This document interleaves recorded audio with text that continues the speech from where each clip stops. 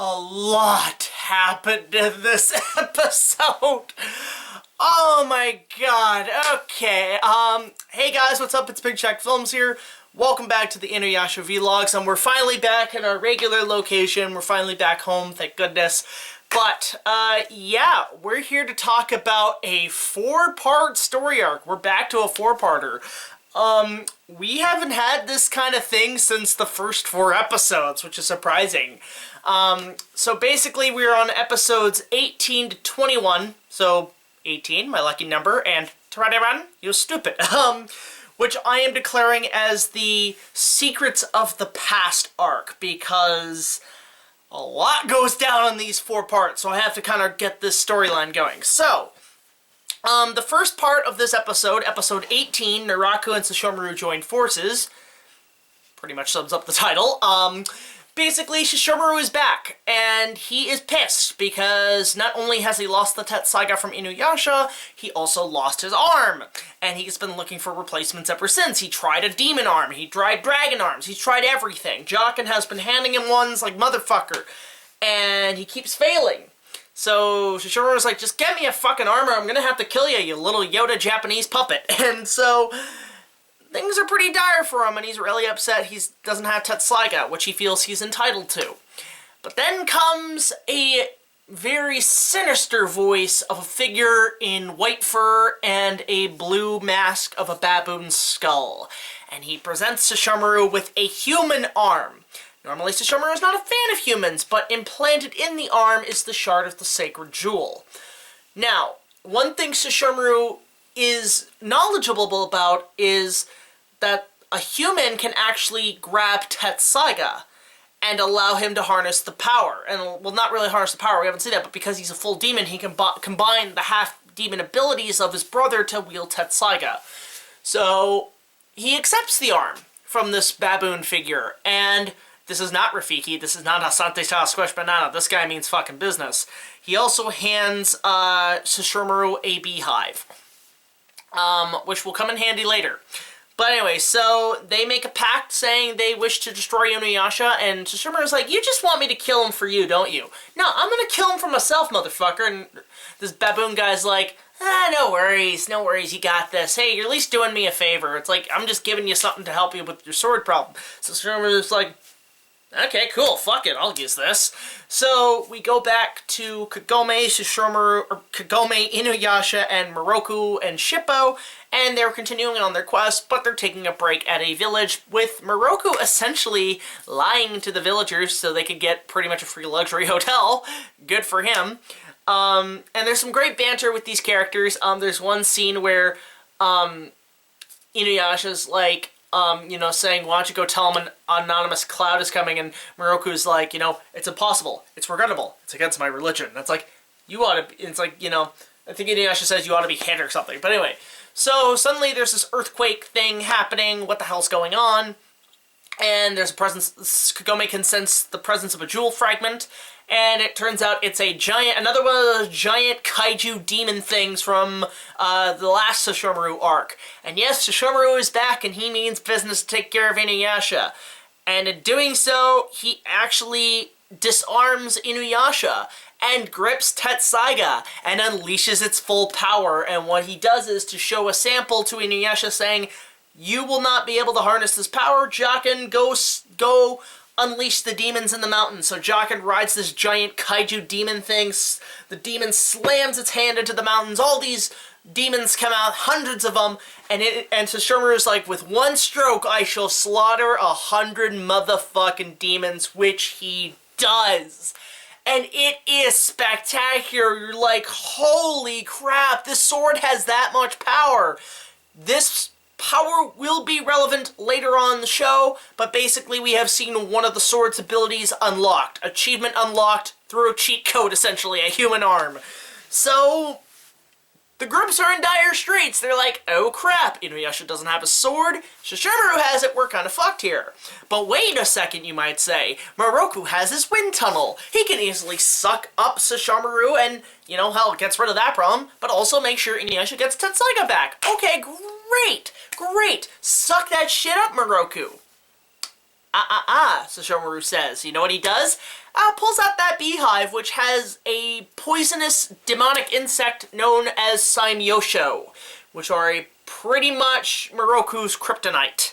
So the way this works is that the bees, these bees, you know, not the bees, they essentially go into his hand voluntarily. It's like kamikaze mission.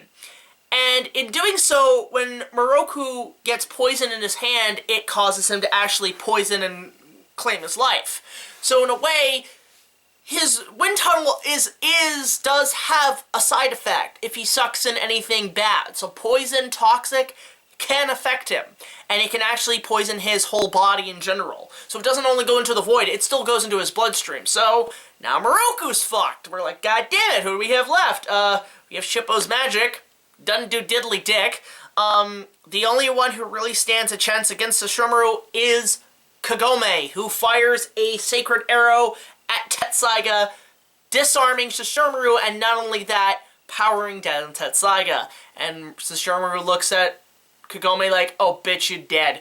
And at that point, InuYasha's like, girl, you better run, which leads into the next episode, which I'll explain when I get to the end of this one. So we have this episode where it leaves on a cliffhanger, great, but Kagome has disarmed Tetsaiga, and InuYasha now has his chance to sacrifice his own life to save his friends. His friends escape, and he gets hit pretty bad. Like, just Shomaru, like, pierces his stomach, or pierces his back to his stomach. His whole stomach's pierced open, so it's got, like, acid bleeding out. He's, you know, pretty damaged, like, got a scratch on his face, scratch on his arm. He's pretty wounded.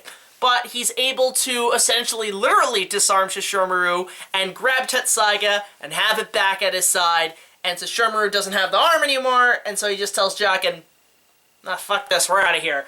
So they fly off, and as they fly off, Sesshomaru realizes that the insects are the Saimyosho are following them and intend to take the jewel shard and the arm. So he takes off the arm because it's also burning him. So not only didn't this baboon figure essentially rip off InuYasha by getting his brother to take the sword, he also ripped off Sesshomaru in the process by giving him an arm that could essentially kill him.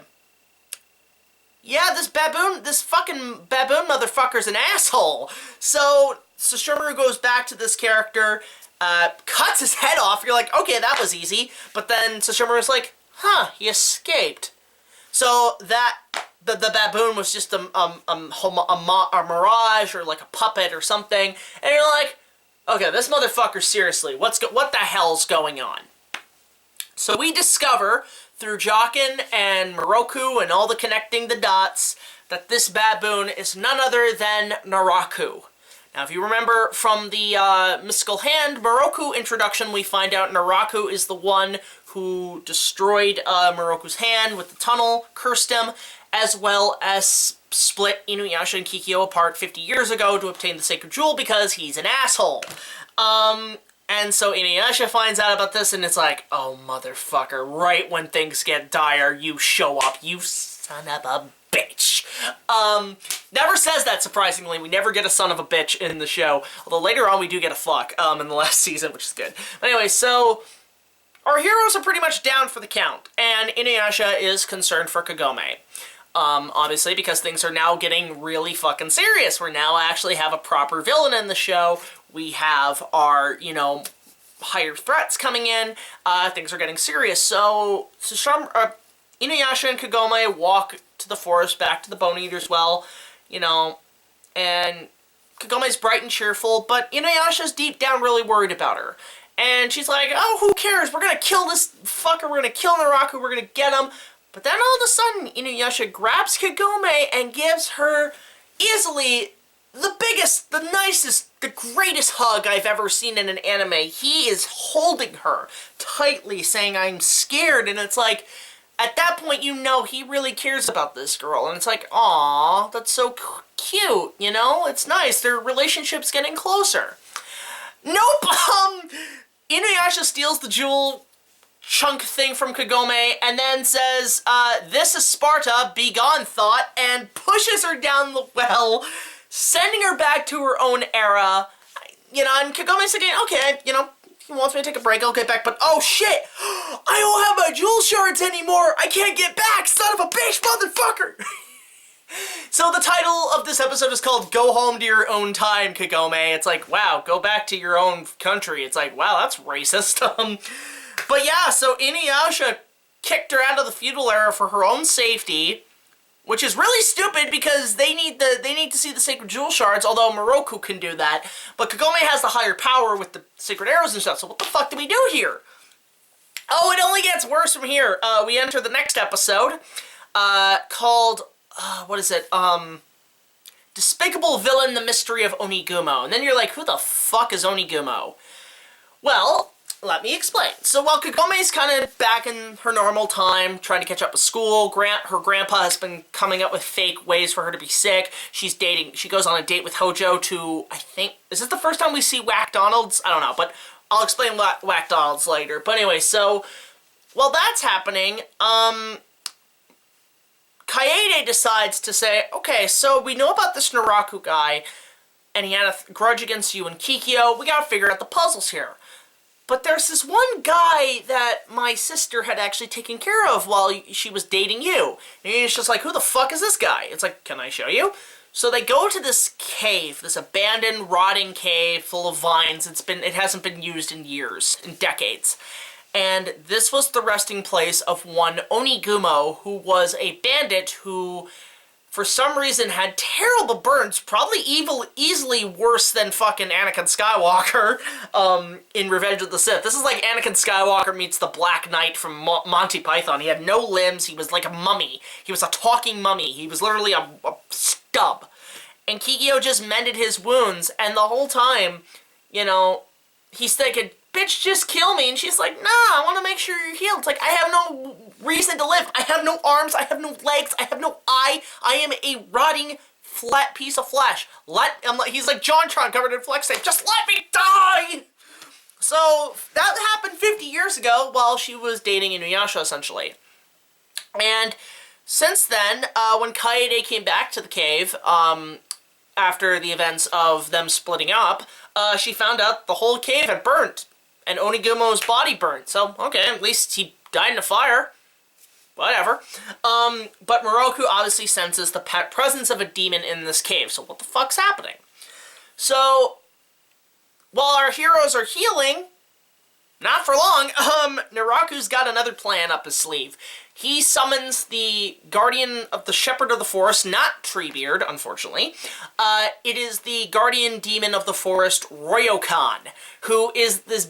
The best way I can describe is basically think, if you've seen the Power Rangers live show and you know Lumitor the Fire Lion, he's basically, or no, think King Caesar if he was a god, if he could talk, had the personality of Gollum, but was on steroids because of the Sacred Jewel. So Naraku uses the Sacred Jewel shards to possess Ryokan, turn him into a giant demonic beast to attack InuYasha and his comrades, while he's down and wounded. Look, this is literally the equivalent of taking a giant rock of salt and pressing it into a guy's cavity chest. Add salt to the wound, I think so. Naraku is an asshole. Oh, he's such a great villain. Already, right away, you know this is a great villain. He is a sadistic piece of shit. And Ryokan attacks. Kaede and Moroku tried to defend InuYasha by sealing him in a shed and everything, and despite InuYasha continually wanting to fight, not giving up, he's bleeding out. He can't handle it. And they're trying to save him because his wounds are deep, but he doesn't care. He gonna keep fighting. He literally, after kicking Ryokan to the curb, he goes out and he's all like, pretty much like, what do you call it, hallucinating, like he's like completely disoriented. And he's like, Naraku, come on out here, face me one-on-one. He's like a drunk. He's a guy who's like lost, like, all right, motherfucker. Hey, Moroku, don't tell me when it's time. Naraku, get your baboon ass out of here, motherfucker. InuYasha's just like wanting to, he knows he's nearby, and he's just determined to kick the fuck out of him. But Ryokan attacks again. Like, there's also Ryokan... Oh, also, for some reason, Ryokan can barf out wolves. That's disgusting and also kind of terrifying. So basically, he's also trying to get the Sacred Jewel Shard for Naraku. But anyway, Shippo grabs it, goes back to the well, and actually is able to actually open up the well enough time for Kagome to actually go back. And she goes back. We're already in the last part. And she comes back. There's a great reunion between her and InuYasha. It's actually kind of sweet. A great piece of music by Karawanda is played here. And already they start arguing, which is hilarious. But yeah, so things are pretty dire. But then all of a sudden Kagome's like, I sense a disturbance in the Force. It's pretty close by. They immediately find Naraku. They have him cornered. Everything is revealed at that point. Naraku is actually Onigumo. Now, how is this pretty much handled? Basically, because his body was in such a deteriorative state, he only cares about getting out and his lust for Kikyo. So he had a hard-on for Kikyo too, not just InuYasha. And basically, he summons demons to say, feast on my flesh, I give you my life, take me, take me! He's literally that guy at the end of the My Pet Monster movie where it's like, why was I chosen when all the powers like, yes, take me, come to me! And the demons just feast on him, consume him, and become one being known as Naraku. And at that point, during that time, he did this exactly what Moroku predicted. What exactly InuYasha predicted.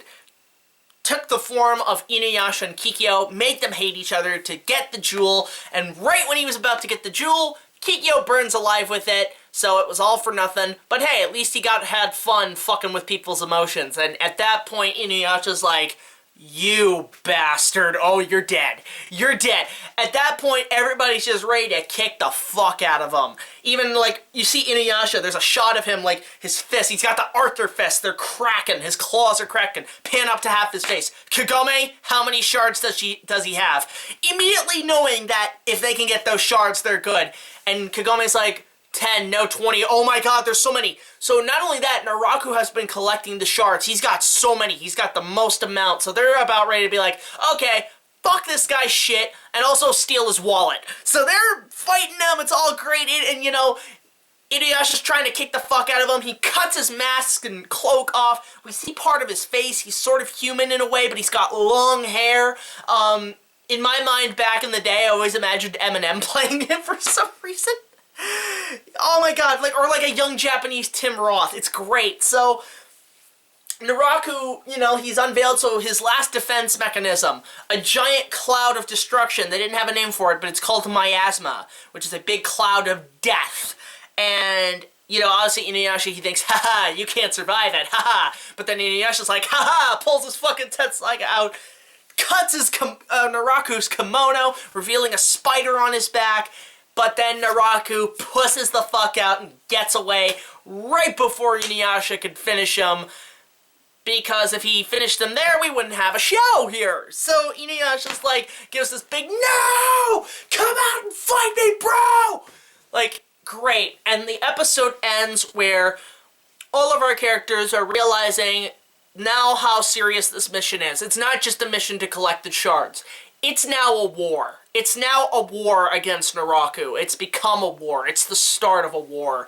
And Kaede's like, so Onigumo was possessed by demons, and that means Naraku is Onigumo, and Moroku, the last shot, he says, a spider on his back. That should prove as Naraku's sign. So basically, much like Zoro, Naraku, if you know he's involved, he will leave a big spider somewhere. So he's also like Spider-Man? Odd. But anyway, what's great about the ending of this episode is actually, for the first time in 21 episodes, we have a new intro. We have a new closing outro. It's been replaced by My Will, which will sadly be missed. I really enjoyed that ending, but we have our new one, which is called Fukimori by Do As Infinity. It's a great track, and also has Sashomaru visiting their father's grave again, along with a mysterious dragon with a fang that might come in handy way later on in the show, in an arc. So that was the Secrets of the Past arc. A little padded, a little long, I'm not gonna lie. You could have told this maybe in 3, but overall, it's a great continuation. Again, it makes you want to keep going on the quest. You want to catch this son of a bitch, Naraku. You want to see where Shishomaru went. You want to see what happens next with these characters. You want to see where Kagome and InuYasha's relationship go. You want to see Moroku get his revenge. You want to see all this resolved, and now you're totally invested in it, and it leaves you with an ending where you're like, damn it, this is gonna keep going! Ugh, but yeah, it's a great arc. It's full of dread, it's full of darkness. This is probably the darkest the show has been, probably since, I'd say at least the first, like, few episodes. Yeah, the Resurrection of Kikyo arc was pretty dark on its own, left a lot of twists handy, very dark ending, but this is probably next to that pretty good. My only complaint is probably the halfway point after Shishomaru leaves and we get our next villain, Ryokan. The arc starts to drag a little bit. You could have split that Ryokan arc and you could have cut Ryokan and just gone with Naraku or some demons and stuff. I felt it was a little bit too padded. Especially the Onigumo's or Despicable Villain Mystery of Onigumo episode 20 is where it really padded. You could have cut the 20th episode out because it's just running from Ryokan, discovering something about Onigumo, and that's it. Like, it felt very padded in a way, and it felt like watching almost like an extended edition of a movie, which is the only thing I have a problem with. But other than that, it's great. The acting's great, the animation is pretty damn solid, pretty big, massively epic, especially the battle with Shishomaru. The fight with Naraku is a great little ending that kind of leaves you like, go, kick his ass, fuck, he got away. Now that's going to be a running trend in the show, but bear in mind, you know, this will eventually have a formula. But again, the acting's great on all fronts. We are introduced to Naraku's voice actor, Paul Dobson, one of the best villain voice actors I've ever heard, next to the voices of Frieza from Dragon Ball and Cell, especially. There's some great voice acting from Paul Dobson. Now, Paul Dobson does play Miyoga, the flea demon, but he's also Naraku. And he is, I would say this, or I'm going to say this a bit early on, but Naraku is probably my #2 favorite villain in any media. He outbeats Palpatine, he outbeats Sauron, he outbeats so many great villains. You'll be surprised who #1 is, but I'll reveal that another time. But yeah, it's a great set of 4 episodes. A little long, could have trimmed 1 episode's worth out, but overall, pretty damn good. I'm going to give this one probably a solid 9.5 out of 10. It leaves you on the back of your the hairs on the back of your neck stand up. It's full of thrills, it's full of suspense, and you want to see what happens next. So, yeah, that's about it on this arc. It's a pretty long one. Join me next time when we actually return to the story of a tragic character who has returned, and things get a little steamy in terms of relationships in this show. So, until then, let me know your thoughts in the comments down below. Again, these are not Patreon exclusives for now. Because of what's going on in the world right now, we want to keep you guys entertained. So, let me know your thoughts on the Secrets of the Past arc in the comments below. And until the next video, be sure to like, comment, subscribe. I will see you guys later. This is BigJackFilms signing off saying, don't be a bamboo dick. Later.